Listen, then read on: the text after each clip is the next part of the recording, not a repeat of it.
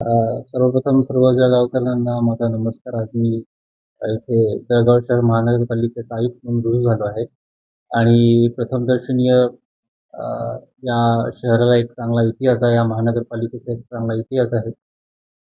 सर्व ज्या काही महानगरपालिका आहे देशामध्ये, त्यांचे जे मेन मुद्दे आहेत तिथे फायनान्सेस बरोबर नाही किंवा बाकीच्या ज्या काही गोष्टी आहेत फंड्स अँड फंक्शनचा यूज.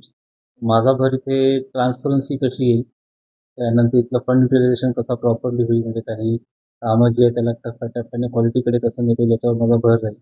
आणि जे राष्ट्रीय धोरण आहे स्वच्छ भारत मिशन त्या अंतर्गत या शहराला स्वच्छ आणि सुंदर करण्यावर माझा पूर्णपणे भर राहील. त्याचनंतर ज्या काही नागरिकांना ज्या महानगरपालिकेच्या वतीने ज्या सुविधा देण्यात येतात किंवा ज्या टॉप सिटीजमध्ये ज्या काही असतात त्यातल्या ज्या कुठल्या आपण within the limits of funds and public जे काही समस्या त्यांच्या जे काही अपेक्षा असतील त्याच्याशी निगडीत राहून आपण दर्जेदार इन्फ्रास्ट्रक्चर आणि सर्व्हिसेस देण्याचं मानस ठेवू असं मला वाटतं. त्याने राबवले होते तसाच मानस केळगाव शहरात देखील जाणार.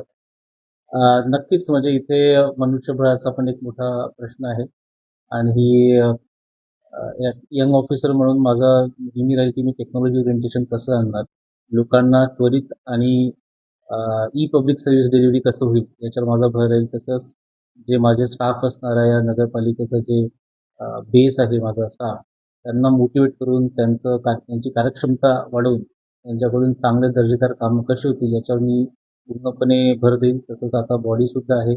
बॉडींचा समन्वय साधून चांगल्यात चांगल्या दिशेने या शहराला घेऊन जाण्याचं मी आज इथे मानस घेऊन आलो.